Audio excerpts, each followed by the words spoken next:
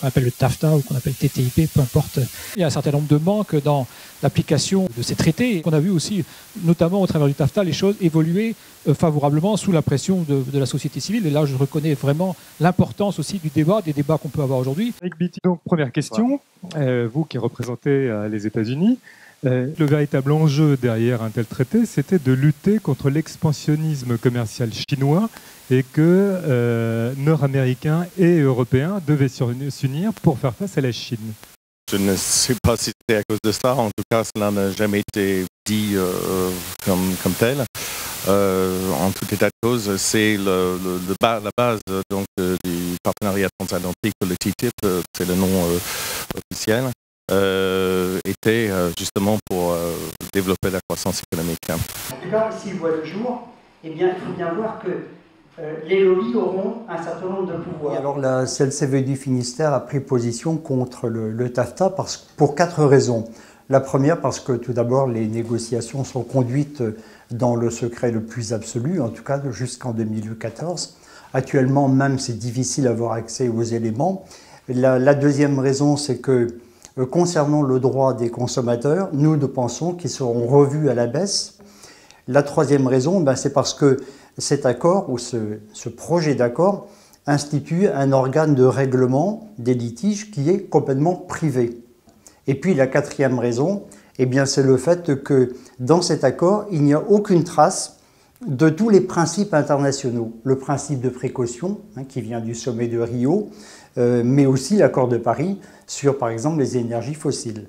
Donc 4 raisons pour lesquelles nous sommes actuellement opposés au TAFTA. Il y a beaucoup de choses qu'on projette qui en fait n'ont rien à voir avec les négociations, qui ne sont pas dans les négociations. Il y a des inquiétudes sur par exemple le bœuf aux hormones, pour prendre un exemple très simple. Il est clair depuis le début, la position européenne elle est 100% claire là-dessus, à la fois dans le mandat de négociation, à la fois au Parlement européen, dans les positions de la Commission, qu'il n'y a pas de bœuf aux hormones aujourd'hui en Europe, il n'y en aura pas demain. On me demande de venir expliquer et puis de parler de ma propre expérience car je suis l'attaché économique et commercial au consulat des États-Unis pour le Grand Ouest et mon quotidien consiste à aider et faciliter les partenariats entre Français et Américains. Et je suis persuadé que le TTIP ou le partenariat transatlantique est une bonne solution pour cela. En fin de compte, ça fait que 2 ou 3 ans qu'on a commencé à bouger par TAFTA et que c'est grâce à la société civile, puisqu'il y a 3 500 000 signatures qui ont dit stop à TAFTA, et c'est comme ça que les choses ont bougé. Dans le traité, qu'y a-t-il de prévu pour protéger nos informations dites sensibles, notre secret industriel, notre savoir-faire, tout simplement notre tour de main?